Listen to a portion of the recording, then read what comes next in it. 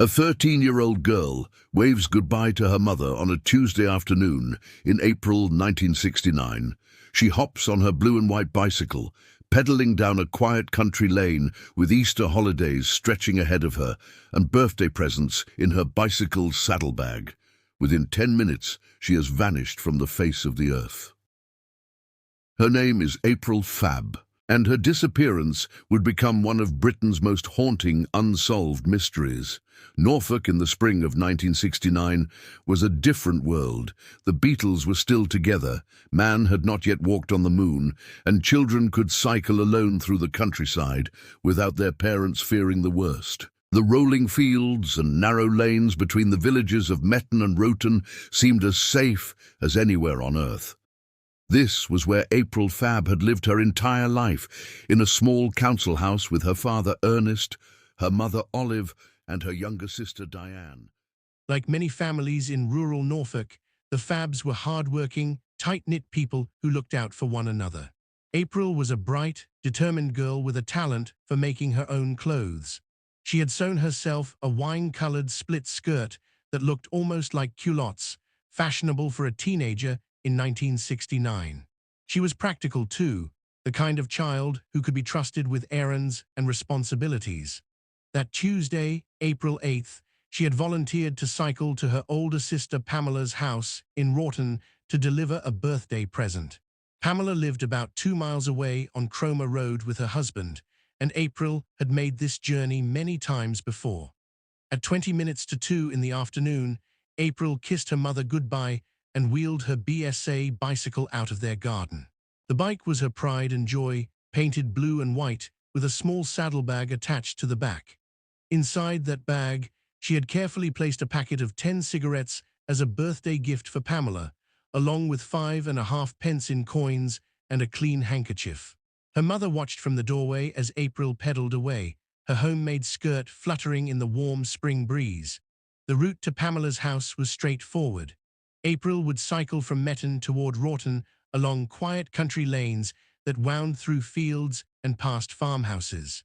She knew every bend in the road, every gate and hedgerow. Local farmers and residents often saw children cycling these paths, and on such a beautiful day, April would have been in no hurry. The Easter holidays meant freedom from school, and at nearly 14 years old, she was beginning to taste the independence that came with being trusted to travel alone. At 2 o'clock that afternoon, multiple witnesses saw April cycling along the lane. She appeared relaxed and happy, pedaling at a steady pace with no sign of distress. One local man who knew her well spotted her riding toward Roton and later told police she looked just as she always did, carefree and confident on her familiar route. Nothing seemed unusual about her journey. She was simply a young girl on her bicycle, doing a favor for her family on a pleasant spring day. But somewhere between 2 o'clock and 2:15, something happened that would change everything. At approximately 2:15, 2 surveyors working in the area made a discovery that would chill them to the bone. April's blue and white bicycle was lying on its side in a field just off the main road between Metton and Roton. The bike appeared to have been placed there carefully rather than crashed or thrown. There was no sign of April anywhere. The surveyors immediately realized something was terribly wrong. They searched the immediate area, calling April's name, but heard nothing in response. The countryside around them was peaceful and eerily quiet, with only the sound of wind through the grass and distant birdsong. One of the men drove to the nearest house to telephone the police, while the other remained with the bicycle, hoping against hope that April might return or that they had somehow missed her. When the first police constable arrived at the scene, he found the bicycle exactly as the surveyors had described. There was no damage to the bike, no signs of a struggle, no torn clothing or personal items scattered around the field. The saddlebag was still attached, though its contents were missing. Most disturbing of all, there were no clear tire tracks or footprints to indicate how the bicycle had ended up in the field or what had happened to its rider. Within hours, the search for April Fabb had mobilized the entire community. Local police contacted neighboring forces, and search teams began combing the countryside around Metton and Roton. Volunteers joined the effort, walking through fields, checking outbuildings, and questioning anyone who might have seen or heard something unusual. As the day wore on and no trace of April emerged, the atmosphere shifted from concern to genuine fear. April's parents, Ernest and Olive Fabb, found themselves living every parent's nightmare. Their daughter had simply vanished without explanation, leaving behind only her beloved bicycle and a mystery that seemed to have no logical solution. Friends and neighbors rallied around the family, but no one could offer any explanation for what had happened. April was not the type of child to run away or to accept rides from strangers. She was sensible, cautious, and happy at home. The police investigation that followed was unprecedented in its scope and intensity. Norfolk Constabulary treated April's disappearance as their highest priority, assigning their most experienced detectives to the case. They interviewed nearly 2,000 people, took statements from anyone who had been in the area that day, and followed up on hundreds of potential leads. The investigation would eventually become one of the largest missing person cases in British history. Detectives quickly established that April had disappeared within a window of just 10 to 15 minutes. The witnesses who had seen her cycling at 2 o'clock were credible and consistent in their accounts. The surveyors who found her bicycle were equally certain about the time of their discovery. This narrow timeframe was both helpful and frustrating for investigators. It meant that whatever had happened to April occurred very quickly, but it also suggested that her disappearance had been swift and perhaps planned. As the search expanded, police began to consider the possibility that April had been abducted. The careful placement of her bicycle in the field suggested that someone had moved it there deliberately, possibly to buy time or to mislead searchers. But if April had been taken by force, why had no one heard screams or sounds of struggle? The area was not completely isolated, and loud noises would likely have been noticed by someone. The investigation revealed that several vehicles had been seen in the area around the time of April's disappearance, but none of the drivers could be identified as suspicious. A van, a car, and a motorcycle had all been spotted on the roads between Metton and Rawton that afternoon, but the descriptions were vague, and the vehicles common enough to make tracing them nearly impossible. Police appealed for these drivers to come forward, but none ever did. Months passed, then years, and still no trace of April Fabb emerged. The police searched abandoned buildings, drained ponds, and excavated areas where witnesses claimed to have seen disturbed earth. They used dogs trained to detect human remains, consulted psychics and mediums, and followed up on countless tips from members of the public. Nothing led them any closer to solving the mystery of what had happened to the 13-year-old girl. The case began to attract national attention as the years went by. Newspapers across Britain ran stories about the missing Norfolk schoolgirl, and television programs featured appeals for information. April's photograph, showing a pretty teenager with dark hair and a shy smile, became familiar to people far beyond Norfolk. Her family never stopped hoping that someone somewhere would come forward with the information needed to bring her home. In the 1990s, advances in forensic technology gave new hope to the investigation. Police used thermal imaging cameras to search areas that might conceal buried remains, and they revisited physical evidence from the original investigation using modern DNA analysis techniques. These efforts revealed nothing new, but they demonstrated the continuing commitment of law enforcement to solving April's case. The turn of the new millennium brought fresh theories and renewed media attention. In 2010, police received a tip that led them to excavate a well on a property near where April had disappeared. The operation was extensive and costly, involving specialized equipment and expert archaeologists. Once again, their efforts yielded no results. The well contained nothing but decades of accumulated debris and rainwater. As the 50th anniversary of April's disappearance approached in 2019, Norfolk Constabulary issued fresh appeals for information. Detective Chief Inspector Andy Guy, who had taken over the case, expressed his belief that someone in the community knew what had happened to April Fabb, but had remained silent for 5 decades. He emphasized that loyalties and circumstances change over time, and that information that seemed unimportant in 1969 might now hold the key to solving the case. The passage of time has not diminished the impact of April's disappearance on those who knew and loved her. Her younger sister Diane, who was at home when April left for what would be her final bicycle ride, has carried the weight of uncertainty for more than 50 years. The loss of her sister shaped her entire life, creating a permanent absence that could never be filled by answers or explanations. Over the decades, various suspects and theories have emerged, only to be ruled out by careful investigation. Some focused on known criminals who were in the area at the time, while others suggested that April might have been the victim of a tragic accident that someone had covered up out of fear. The notorious child killer Robert Black was investigated as a possible suspect, but no evidence could link him to Norfolk in 1969.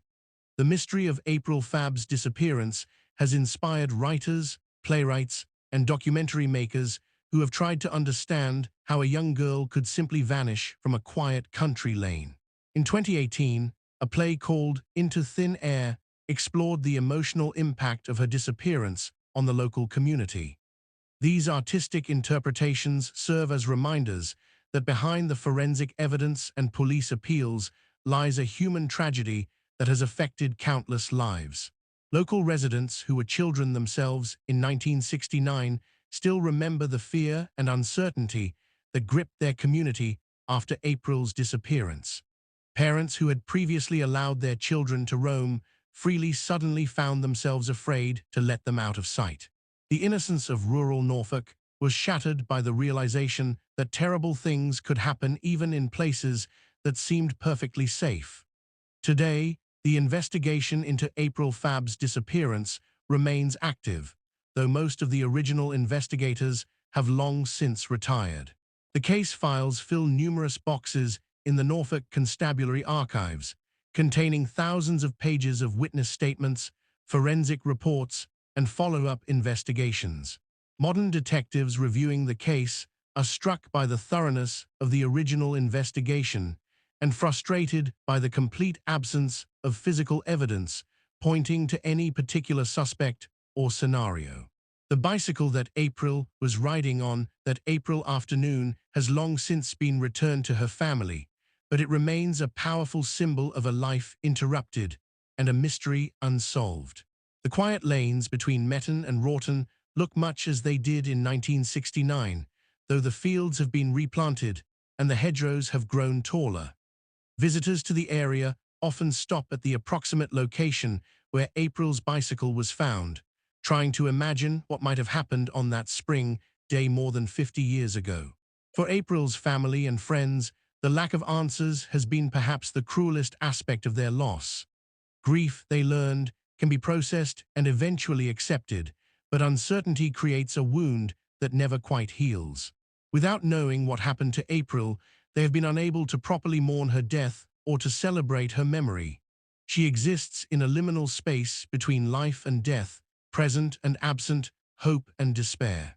The story of April Fabb serves as a reminder of how fragile our sense of security can be, and how quickly an ordinary day can become extraordinary for all the wrong reasons. It also demonstrates the dedication of law enforcement officers who continue to work on cases long after public attention has moved elsewhere.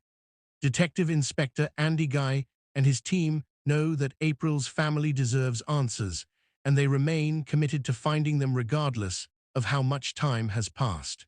As we reflect on April's story, we might wonder about the life she would have lived if she had completed that bicycle ride to her sister's house on April 8, 1969. She would have delivered the birthday present, perhaps stayed for tea, and pedaled home in time for dinner. She might have finished school, found work, married, and had children of her own. She could have been a grandmother by now, telling her own grandchildren about growing up in Norfolk in the 1960s. But April Fabb's story ends not with the life she might have lived, but with a bicycle lying in a field and a family's unending questions. Her disappearance reminds us that some mysteries resist all our efforts to solve them, no matter how advanced our technology becomes or how determined our investigators remain. Sometimes the truth stays hidden not because it is particularly complex or sophisticated, but simply because the right person has never chosen to speak. Yet even in the face of such enduring mystery, there is something to be said for the refusal to give up. The police officers who continue to work on April's case, the family members who still hope for answers, and the community members who remember her name all serve as testaments to the value of persistence in the face of uncertainty. They remind us that some disappearances may never be explained, but they should never be forgotten. And perhaps that is the most powerful aspect of April Fabb's story. More than 50 years after she vanished from a country lane in Norfolk, people still speak her name. They still wonder what happened to her.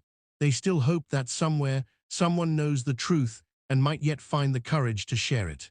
In a world where news cycles move quickly and attention spans grow shorter, April Fabb remains unforgotten. For in the end, April was not just a missing person or a cold case file. She was a daughter who sewed her own clothes and ran errands for her family. She was a sister who was trusted with birthday presents and important messages. She was a 13-year-old girl who deserved to grow up, to make mistakes and discoveries, to love and be loved, to live a full and ordinary life in the place she called home. The bicycle may have been found that day in 1969, but April Fabb never was.